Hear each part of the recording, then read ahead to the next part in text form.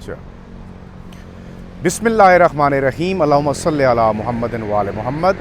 पाकिस्तान और अफ़गानिस्तान के दरमियान जो कशीदगी है उसको ख़त्म करने के लिए मुज़ाकरात भी जारी हैं और साथ ही साथ जो सरहद के उस पार से दहशत गर्दों की आमदोरफ्त भी जारी है।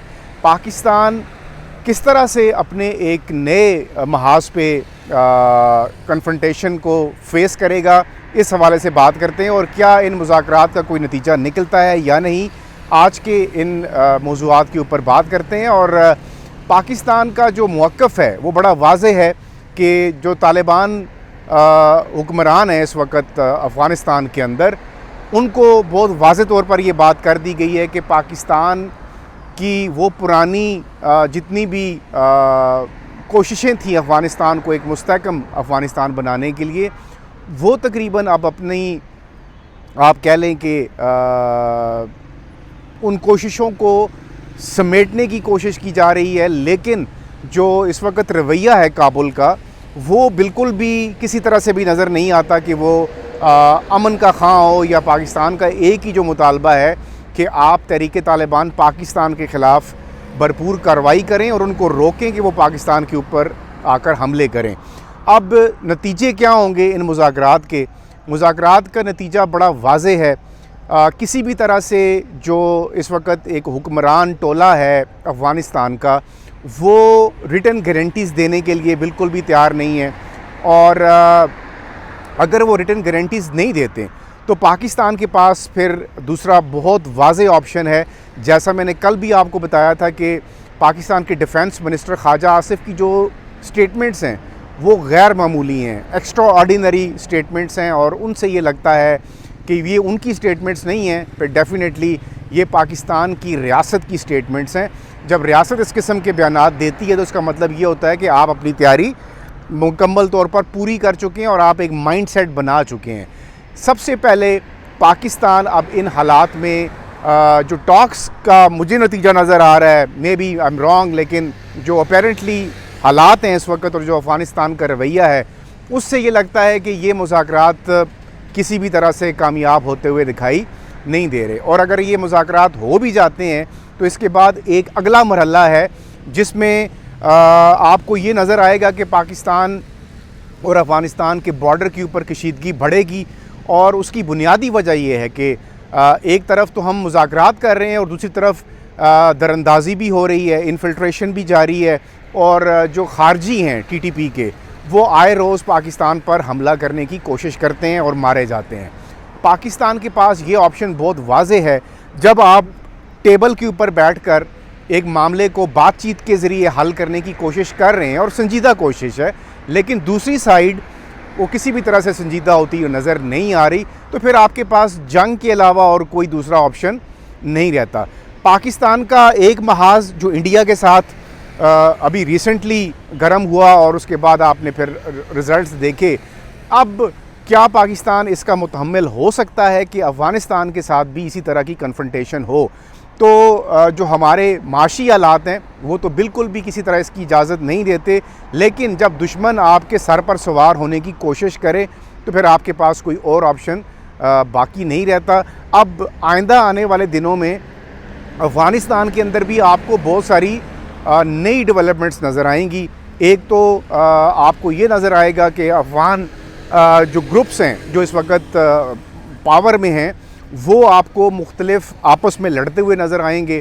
फिर जो खुदा न खास्ता जो सुसाइड अटैक्स हैं जो पाकिस्तान के अंदर, उनमें तेज़ी आती हुई नज़र आएगी। और फिर जो बॉर्डर के ऊपर जो स्क्रिमिशेस हैं उनमें भी इजाफ़ा होगा। और फिर पाकिस्तान ने बहुत वाज़ेह तौर पर यह बात कही हुई है कि पाकिस्तान अपने दिफा के लिए फिर प्रिसिशन स्ट्राइक्स, यानी चुनी हुई जगहों पे टारगेट करके उन मिलिटेंट्स के ख़िलाफ़ कार्रवाई करनी है जहाँ जहाँ वो छुपे हुए हैं। अब अफ़गानिस्तान के अंदर की जो पोजीशन है वो काबुल और कंधार के बीच में एक जंग है, और एक आप रिफ्ट कह लें, एक दूरी है। अब अगर हक्कानी नेटवर्क जो पाकिस्तान का बहुत क्लोज़ आप कह लें कि उनके साथ पॉलिटिकली बड़ी एफिलेशन रही है, और यही वो हक्कानी नेटवर्क है जो यही टीटीपी वाले तालिबान हैं। जब यूएस की इन्वेजन थी, यूनाइटेड स्टेट्स ऑफ अमेरिका जब अफ़गानिस्तान के अंदर मौजूद था, तो उस वक़्त इसी हक्कानी नेटवर्क ने इन्हीं टीटीपी वालों को अपने पास रखा हुआ था या उनको पनाह दी हुई थी, जो भी आप समझ लें। लेकिन इनकी रूट्स जो हैं वो आपस में मिलती हैं। तो अगर हक्कानी नेटवर्क इन पावर आता है और फिर तो हम ये कह सकते हैं कि पाकिस्तान और अफ़गानिस्तान के जो ताल्लुकात हैं वो पहले की तरह बेहतर हो सकते हैं। लेकिन जो ग्रुप काबल के अंदर इस वक्त मौजूद है और वो बरसरे इक़्तिदार है, उसकी मौजूदगी में शायद ये पॉसिबिलिटी नज़र नहीं आती। अगर ऐसा होता भी है, रजीम चेंज का जो एक सिस्टम है वो अगर उसके लिए टाइम चाहिए। अभी वक्ती तौर पर क्या होगा कि किस तरह इन हालात को कंट्रोल किया जा सकेगा। पाकिस्तान की सिक्योरिटी फोर्सेस, पाकिस्तान की अफवाज बिल्कुल बहुत वाज़े तौर पर अपने मौक़िफ़ पर कायम है कि हमारा सिर्फ़ एक मुतालबा है कि अफ़गानिस्तान की सरज़मीन पाकिस्तान के ख़िलाफ़ इस्तेमाल ना हो। और ये मुतालबा सिर्फ़ पाकिस्तान का ही नहीं है बल्कि दुनिया के अब दीगर ममालिक भी इसके ऊपर राज़ी हैं, क्योंकि वहीं पर लोग चाइना के ख़िलाफ़ मिलिटेंट्स बैठे हुए हैं, रशिया के ख़िलाफ़ मिलिटेंट्स बैठे हुए हैं, सेंट्रल एशियन स्टेट्स जो हैं उनके ख़िलाफ़ जो इंसर्जेंसी करने वाले मिलिटेंट्स हैं वो वहाँ पे छुपे हुए हैं। तो ये अफ़गानिस्तान एक ऐसी अमाजगाह है इन दहशत गर्दों की, तो इसको ख़त्म करना सिर्फ पाकिस्तान का मुतालबा नहीं है, बाकी दुनिया का भी मुतालबा है। तो अब जो इस वक्त सूरत हाल है वो ये है कि रूस, चाइना और जो दीगर हमारे नेबरिंग कंट्रीज़ हैं, ख़ास तौर पर रूस और चाइना को इनको इंटरफेयर करना पड़ेगा। अगर क्योंकि ये वाहिद रीजन है जो ज़ाहिर है जो जहाँ पर अमन होगा, और किसी भी तरह से इंटरनेशनल कम्युनिटी भी इस बात पर राज़ी नहीं है कि यहाँ कन्फ्रंटेशन हो और यहाँ के हालात ख़राब हों और इन हालात को लेकर के आगे बढ़ा जाए।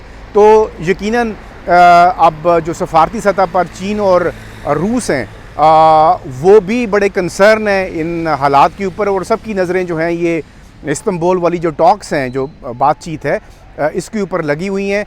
अब लेकिन मैं आपको एक बात ख़बर देता चला जाऊं कि अभी जो आइंदा आने वाले दिन हैं वो बड़े क्रूशल हैं, इस सेंस में कि इन मुज़ाकरात का नतीजा कोई बहुत मुस्बत नज़र नहीं आ रहा, क्योंकि उसकी बुनियादी वजह मैंने आपको बता दी है। तहरीक तालिबान पाकिस्तान के ख़िलाफ़, तहरीक तालिबान अफ़गानिस्तान कभी भी कोई कार्रवाई करने का इख्तियार नहीं रखता, क्योंकि इस ग्रुप का उनके ऊपर बड़ा इन्फ्लुएंस है और ये मिलकर ये सारी कार्रवाइयाँ करते रहे हैं। अब जब ये वक्त आ गया है कि पाकिस्तान ये कहता है कि आप हमें एश्योरेंसेस दें, गारंटीज़ दें, और इनको आप कैसे बाज रखेंगे, कैसे रोकेंगे, यो इनको एलिमिनेट करेंगे, उसका हमें पूरा एक रिटन जो है ड्राफ्ट बना के दें, जिसके ऊपर काबुल जो है वो अभी तक राज़ी नहीं है। और इस राज़ी ना होने की वजह मैं आपको बता रहा हूँ कि एक दफ़ा फिर हमारा महाज जो है वो गर्म होने जा रहा है। और अफ़गानिस्तान को एक बात समझ लेनी चाहिए कि पाकिस्तान के साथ कन्फ्रंटेशन का मतलब ये है कि अनस्टेबल अफ़गानिस्तान, और ये अनस्टेबिलिटी उनको बहुत महंगी पड़ने वाली है। ऑल्दो कि इस वक्त न्यू दिल्ली और भारत का जो इन्फ्लुएंस है वो इस हुक्मरान टोले का जो अफ़गानिस्तान में मौजूद है उसके ऊपर बहुत ज़्यादा है, और उनको ये लगता है कि शायद नरेंद्र मोदी उनको ऐसे हालात से बचा सकेगा कि जब आप एक ऐसे मुल्क के साथ, न्यूक्लियर कंट्री के साथ कन्फ्रंटेशन के लिए जा रहे हैं। अगर आपको ये समझ नहीं आ रही तो उनको पूछ लें, इंडिया वालों को, कि 9 मई को जो जंग हुई और 3 रोज़ा जंग में फिर उनके साथ क्या हुआ, उसके नताइज अगर वो आपको बता देंगे तो फिर इस बात को आपको समझना पड़ेगा कि पाकिस्तान के साथ पंगा इज़ नॉट चंगा।